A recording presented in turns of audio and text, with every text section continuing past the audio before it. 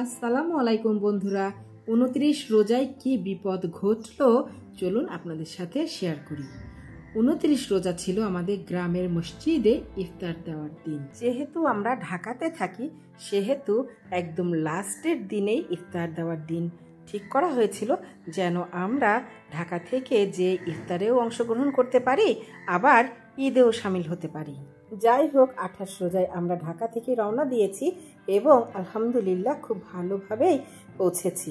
29 রোজার জন্য সব কিছু কেনাকাটা করা আগে থেকেই রেডি ছিল। আমরা যেভাবে বলেছিলাম সেভাবেই করা ছিল, সব কিছু রেডি। এরপর বাবুর্চি ঠিক করা হলো, সব কিছু ঠিকঠাক। হঠাৎ 12টার সময় বাবুর্চি এসে বলে, আপনাদের সব কিছু রেডি আছে তো, আমরা জাস্ট রান্না করে চলে যাব। আমরা তো একেবারেই অবাক, এটা আবার কেমন কথা? আমরা রেডি করব কেন? রেডি তো আপনাদের করারই কথা ছিল। আমরা সাধারণত জানি বাবুর্চিদের সাথে লোক থাকে বা মহিলা থাকে, তারাই সাধারণত সব কিছু কাটা বাছা করে রেডি করে তারপর রান্না করে। ওমা, একই কাণ্ড! ওরা বলে না, আমরা কিছুই করতে পারবো না, আমাদের সব কিছু রেডি করে দিতে হবে, তারপর আমরা রান্না করব, মানে আমরা শুধু রান্না করব। এটা আবার কেমন কথা হলো? বাবুর্চি আমাদের জানালো 29 রোজা আজকে নাকি তাদের 10-12 জায়গায় রান্না করতে হবে, সেহেতু তারা কাটা বাছা কিছুই করবে না, জাস্ট রান্না করে চলে যাবে। এই কথা শোনার পর আমাদের অনেক রাগ হলো, কারণ মসজিদে 200-250 লোকের রান্না, তাছাড়া বাড়িতেও আছে। আর সেই সাথে ওনারা যদি এটা আগে বলতেন আমরা হয়তো লোক ঠিক করে রাখতাম, কিন্তু তারা আগে থেকে কিছুই জানায়নি, হঠাৎ করে এসে এই কথা বলে। আমরা তো খুব রেগে গিয়েছি এবং আমরা বললাম যে থাক, আপনার রান্না করা লাগবে না, আমরাই সব কিছু করে ফেলব। অবশেষে বাবুর্চির উপর রাগ করে আমরা বললাম যে থাক, আপনাকে রান্না করা লাগবে না, আমরাই বাড়ির ছেলেরা, বউরা এবং পাড়ার কয়েকজন মিলে নেমে পড়লাম ইফতারি প্রস্তুতের উদ্দেশ্যে।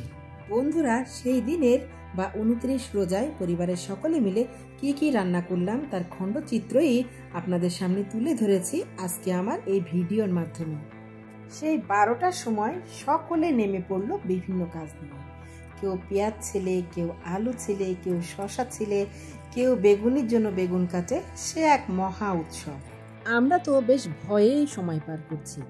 এতগুলা লোকের খাবার, তাও আবার রোজাদার ব্যক্তি, সারাদিন রোজা রাখার পরে তারা খেতে পারবেন তো? কত কি চিন্তা করছি আর আমরা কাজ করে যাচ্ছি।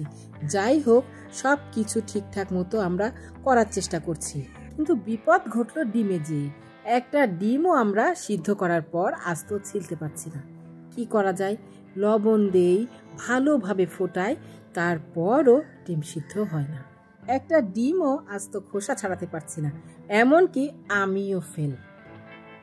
যাই হোক, বহুত কষ্ট করে ডিমগুলো ছেলা হলো এবং আমরা সিদ্ধান্ত নিলাম যে ডিম ভেজে ফেলা হবে, তাহলে আর ডিমগুলা যে ভাঙাচোরা আছে এটা কিছুটা কম দেখা যাবে। ডিম ছেলার পর আমি নেমে পড়লাম ডিম ভাজতে। এটাও কিন্তু বেশ সময়ের ব্যাপার, আস্তে আস্তে করে ডিম ভাজতে হয়, তা না হলে ডিম আরও ভেঙে যাওয়ার সম্ভাবনা থাকে। যাই হোক, আমরা সব কিছু ঠিকঠাক মতো আসরের আজানের পরপরই করে ফেললাম। আলহামদুলিল্লাহ, সকলে খুব সুন্দরভাবে আমরা ইফতার করলাম।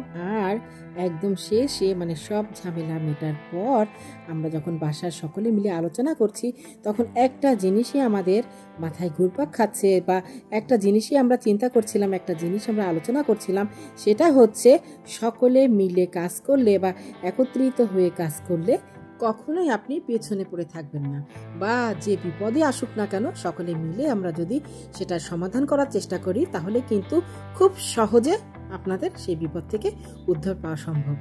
ভিডিওটি আজ এই পর্যন্ত বন্ধুরা। ভিডিওটি ভালো লাগলে লাইক, কমেন্ট, শেয়ার এবং চ্যানেলটি সাবস্ক্রাইব করে পাশে থাকবেন এবং আমার চ্যানেলটি এগিয়ে নিতে সহায়তা করবেন। সবাই ভালো থাকবেন, সুস্থ থাকবেন, এই কামনায় আল্লাহ হাফিজ।